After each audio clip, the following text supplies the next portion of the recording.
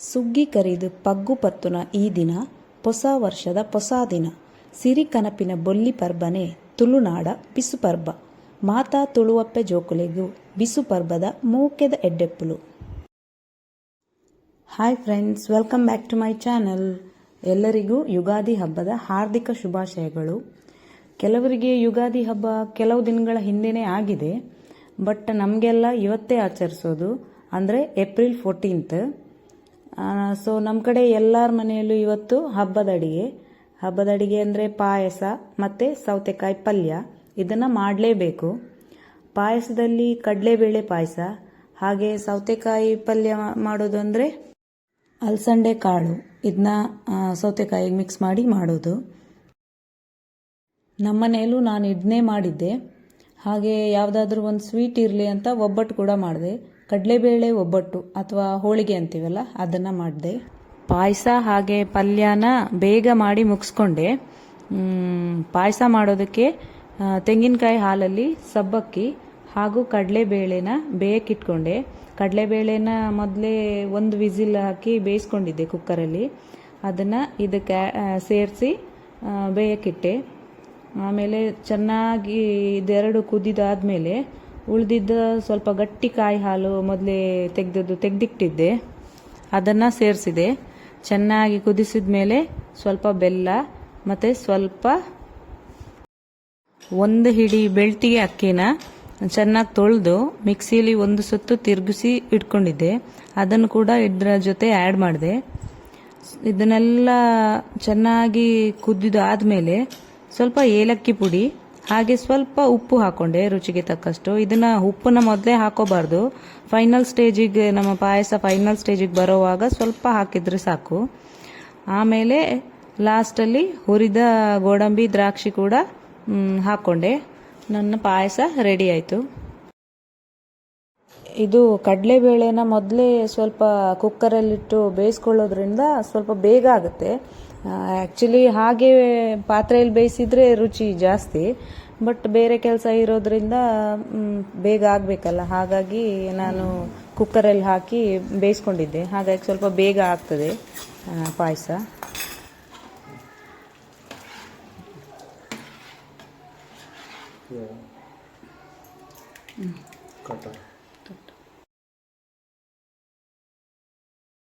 ಇನ್ನು ಪಲ್ಯ ಮಾಡೋದಕ್ಕೆ ಬಾಣಲೆಗೆ ಒಗ್ಗರಣೆಯಲ್ಲಿ ಸೌತೆಕಾಯಿನ ಬೇಯಕ್ಕಿಟ್ಟು ಮಸಾಲೆ ರುಬ್ಕೊಂಡೆ.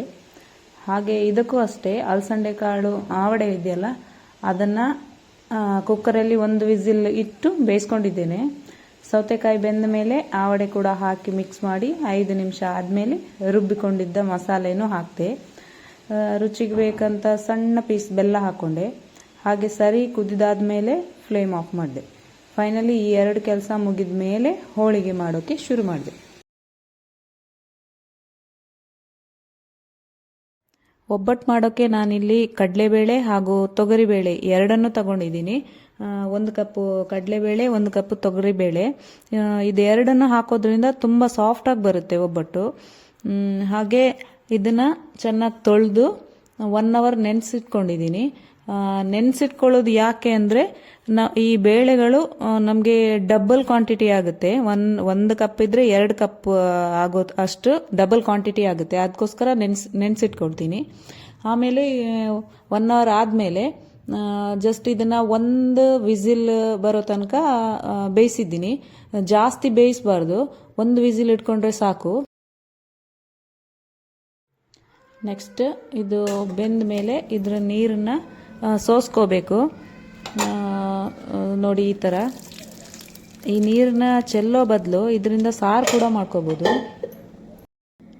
ತುಂಬ ಜನ ಇದನ್ನು ಬೇಳೆ ಸಾರು ಮಾಡೋಕ್ಕೆ ಉಪಯೋಗಿಸ್ತಾರೆ. ನಾನು ಇದುವರೆಗೂ ಮಾಡಿಲ್ಲ, ಬಟ್ ಇನ್ನೊಂದ್ಸಲ ಟ್ರೈ ಮಾಡಬೇಕು ನನಗೆ. ಇನ್ನು ಬೇಯಿಸಿದ ಬೇಳೆನ ಸ್ಟವ್ ಮೇಲೆ ಇಟ್ಕೊಂಡು ಅದಕ್ಕೆ ಬೆಲ್ಲ, ಆಮೇಲೆ 1 ತೆಂಗಿನಕಾಯಿ, ಒಂದಂದರೆ ಅರ್ಧ ತೆಂಗಿನಕಾಯಿ, ಹಾಗೆ ಗಸಗಸೆ, ಏಲಕ್ಕಿ ಇದನ್ನು ಹಾಕ್ಕೊಂಡು ಜಸ್ಟ್ 2 ಮಿನಿಟ್ ಮಿಕ್ಸ್ ಮಾಡ್ಕೊಬೇಕು. ಮತ್ತು ಬೆಲ್ಲನ ಸಣ್ಣ ಸಣ್ಣದಾಗಿ ಕಟ್ ಮಾಡ್ಕೊಳ್ಳೋದ್ರಿಂದ ಬೇಗ ಬೆಲ್ಲ ಕರಗುತ್ತೆ. ಬೆಲ್ಲ ಕರಗೋ ತನಕ ಬಿಸಿ ಮಾಡಿದರೆ ಸಾಕು, ತೀರಾ ಗಟ್ಟಿನೂ ಆಗಬಾರ್ದು, ಸ್ವಲ್ಪ ಮಾಯ್ಶ್ಚರ್ ಇರಬೇಕು. ಈ ಥರ ಸ್ವಲ್ಪ ಗಟ್ಟಿ ಗಟ್ಟಿನೇ ಇರುವಾಗಲೇ ಫ್ಲೇಮ್ ಆಫ್ ಮಾಡಿಬಿಡಬೇಕು. ಈಗ ಇದನ್ನು ಪೂರ್ತಿ ತಣ್ಣಗಾಗಕ್ಕೆ ಬಿಡಬೇಕು. ಫುಲ್ಲು ತಣ್ಣಗಾದ ಮೇಲೆ ಮಿಕ್ಸಿಗೆ ಹಾಕ್ಕೊಳ್ಬೇಕು. ಅದು ತಣ್ಣಗಾಗಷ್ಟು ಹೊತ್ತಿಗೆ ನಾವು ಹೋಳಿಗೆಗೆ ಹಿಟ್ಟು ರೆಡಿ ಮಾಡ್ಕೊಳ್ಳೋಣ. ಇಲ್ಲಿ 2 ಕಪ್ ಮೈದಾ ತಗೊಂಡಿದ್ದೀನಿ ನಾನು. ಅದಕ್ಕೆ ಸ್ವಲ್ಪ ಅರಿಶಿನ ಹಾಕಿ ಮತ್ತು ಸ್ವಲ್ಪ ಉಪ್ಪು ಕೂಡ ಹಾಕಿ ನೀಟಾಗಿ ಮಿಕ್ಸ್ ಮಾಡ್ಕೊಂಡಿದ್ದೀನಿ. ಆಮೇಲೆ ಸ್ವಲ್ಪನೇ ನೀರು ಹಾಕಿ ಚಪಾತಿ ಹಿಟ್ಟಿನ ಹದದಲ್ಲಿ ಕಲಿಸ್ಕೋಬೇಕು. ತುಂಬ ಅಂಟಿರಬಾರ್ದು, ಕೈಗೆ ಅಂಟೋ ಹಾಗಿರಬಾರ್ದು, ಸಾಫ್ಟ್ ಆಗಿರಬೇಕು. 1 ಚಮಚ ಎಣ್ಣೆ ಹಾಕಿ ನಾದ್ಕೋಬೇಕು. ಎಣ್ಣೆ ಹಿಟ್ಟಿನ ಜೊತೆ ಚೆನ್ನಾಗಿ ಹೊಂದ್ಕೋಬೇಕು. ಹಾಗೆ 2-3 ಸಲ ಎಣ್ಣೆ ಹಾಕಿ ನಾದ್ಕೋಬೇಕು. ಈ ರೀತಿ ಎಣ್ಣೆ ಹಾಕಿ ಮಾಡೋದ್ರಿಂದ ಹೋಳಿಗೆ ತಟ್ಟೋವಾಗ ಹರಿಯೋದಿಲ್ಲ ಬೇಗ, ಅದಕ್ಕಾಗಿ. ಆಮೇಲೆ ತುಂಬಾ ಸಾಫ್ಟಾಗಿ ಬರುತ್ತೆ. ಈಗ ಇದನ್ನು ಬೇರೆ ಬೌಲ್ಗೆ ಟ್ರಾನ್ಸ್ಫರ್ ಮಾಡ್ಕೊಳ್ಳೋಣ. ಬೌಲ್ಗೆ ಅಂಟಬಾರ್ದು ಅಂತ ಎಣ್ಣೆ ಸವರಿ ನಾವು ಮಾಡಿದ ಹಿಟ್ಟನ್ನು ಇದಕ್ಕೆ ಹಾಕ್ತಾ ಇದ್ದೀನಿ. ಅದ್ರ ಮೇಲೆ ಸ್ವಲ್ಪ ಎಣ್ಣೆ ಹಾಕಿ 3ರಿಂದ 4 ಅವರ್ ಬಿಡಬೇಕು. ಹೀಗೆ 3ರಿಂದ 4 ಅವರ್ ಬಿಟ್ಟರೆ ಮಾತ್ರ ತುಂಬ ಸಾಫ್ಟಾಗಿ ಬರುತ್ತೆ ಹೋಳಿಗೆ. ಈಗ ಬೇಳೆ ಎಲ್ಲ ಕಂಪ್ಲೀಟಾಗಿ ತಣ್ಣಗಾಗಿದೆ. ಇದನ್ನು ಮಿಕ್ಸಿ ಜಾರಿಗೆ ಹಾಕ್ಕೊಂಡು ನುಣ್ಣಗೆ ರುಬ್ಕೋಬೇಕು.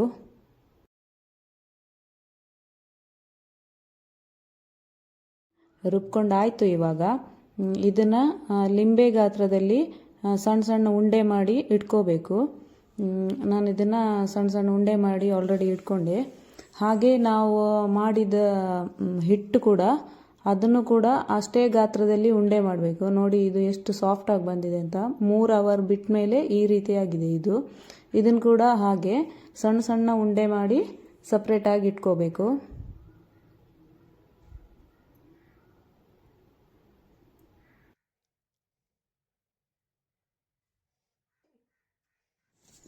ಈಗ ಒಂದು ಬಾಳೆ ಎಲೆಯನ್ನು ತಗೊಂಡು ಅದಕ್ಕೆ ತುಪ್ಪನ ಸವರಿ ನಾವು ಮಾಡಿದ ಹಿಟ್ಟು ಇದೆಯಲ್ಲ ಅದರಲ್ಲಿ ಒಂದೊಂದೇ ಉಂಡೆನ ತಗೊಂಡು ಹೀಗೆ ಇಟ್ಬಿಟ್ಟು ಸ್ವಲ್ಪ ತಟ್ಟಿದ ಮೇಲೆ ನಾವು ಮಾಡಿದ ಹೂರಣ ಇದೆಯಲ್ಲ ಬೇಳೆ ಅದನ್ನು ಒಳಗೆ ಹಾಕಿ ಈ ಥರ ಮಾಡ್ಕೋಬೇಕು. ಅಂದರೆ ಅದು ಅದ್ರ ಒಳಗೆ ಫುಲ್ಲು ಸ್ಪ್ರೆಡ್ ಆಗಬೇಕಲ್ಲ, ಅದಕ್ಕೆ ಈ ಥರ ಮಾಡಿ ಕೈಯಲ್ಲಿ ಉಂಡೆ ಮಾಡಬೇಕು. ಪುನಃ ಉಂಡೆ ಮಾಡಿ ಕೈಗೆ ಮೊದಲು ತುಪ್ಪ ಸವರ್ಕೋಬೇಕು. ಆವಾಗ ತಟ್ಟಲಿಕ್ಕೆ ನೀಟಾಗಿ ಬರುತ್ತೆ. ಬಟರ್ ಪೇಪರ್ ಇಲ್ಲದೆ ಇರೋರು ಈ ರೀತಿ ಮಾಡ್ಕೋಬೋದು. ಬಟರ್ ಪೇಪರ್ ಇದ್ದರೆ ಅದ್ರ ಮೇಲೆ ಇಟ್ಟು ಚಪಾತಿ ಲಟ್ಟಿಸೋ ಮಣೆ ಇದೆಯಲ್ಲ ಅದ್ರ ಮೇಲೆ ಚಪಾತಿ ಲಟ್ಟಿದ ಹಾಗೆ ಲಟ್ಟಿಸ್ಕೋಬೋದು. ಇಲ್ಲಿ ನಾನು ಎಲೆಯನ್ನು ಯೂಸ್ ಮಾಡ್ತೀನಿ, ಹಾಗಾಗಿ ಕೈಗೆ ಸ್ವಲ್ಪ ತುಪ್ಪನ ಸವರಿ ಕೈಯಿಂದಲೇ ಈ ಥರ ಮಾಡಿ ಆಮೇಲೆ ಈ ಎಲೆನ ಹೀಗೆ ಎತ್ತಿ ಕಾವಲಿಗೆ ಮಗುಚಿ ಹಾಕಬೇಕು. ಮಗುಚಿ ಹಾಕಿದ ತಕ್ಷಣವೇ ಎಲೆ ತೆಗಿಯೋಕ್ಕೆ ಹೋಗಬೇಡಿ, ಅದಕ್ಕೆ ಅಂಟ್ಕೊಳ್ಳುತ್ತೆ. ಸ್ವಲ್ಪ 1 ಸೆಕೆಂಡ್ ಆದಮೇಲೆ ಎಲೆನ ಹಾಗೆ ಎತ್ತಿಬಿಡಿ. ನೀಟಾಗಿ ಕಾವಲಿ ಮೇಲೆ ಕೂರುತ್ತೆ ನಮ್ಮ ಹೋಳಿಗೆ. ನೋಡಿ ಈ ಥರ.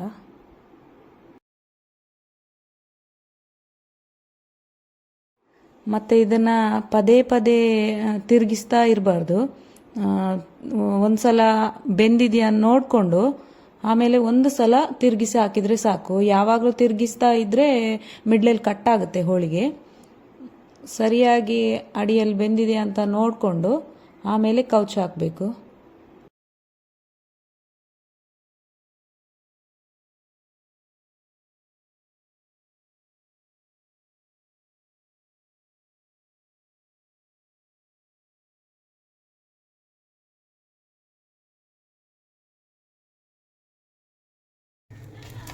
ನಾನಿಲ್ಲಿ ಕಾವಲಿಗೆ ಯಾವುದೇ ಥರದ ಎಣ್ಣೆ ಯೂಸ್ ಮಾಡ್ತಾ ಇಲ್ಲ. ಯಾಕೆಂದರೆ ಹಿಟ್ಟು ನಾದೋವಾಗ ಆಮೇಲೆ ಅದನ್ನು 3 ಗಂಟೆ ಇಡೋವಾಗಲೂ ಸುಮಾರು ಎಣ್ಣೆ ಬಳಸಿದ್ದೀನಿ. ಅದಕ್ಕೆ ಕಾವಲಿಗೇನು ಎಣ್ಣೆ ಹಾಕಬೇಕಂತಲೇ ಇಲ್ಲ, ಅದರಲ್ಲೇ ಸುಮಾರು ಎಣ್ಣೆ ಇರುತ್ತಲ್ಲ, ಅದೇ ಸಾಕಾಗುತ್ತೆ. ತುಂಬ ಸಾಫ್ಟಾಗಿ ಬಂದಿದೆ ಹೋಳಿಗೆ. ನೋಡಿ ಸ್ವಲ್ಪ ಹೊತ್ತಾದಮೇಲೆ ಉಬ್ಬುತ್ತಾ ಇದೆ.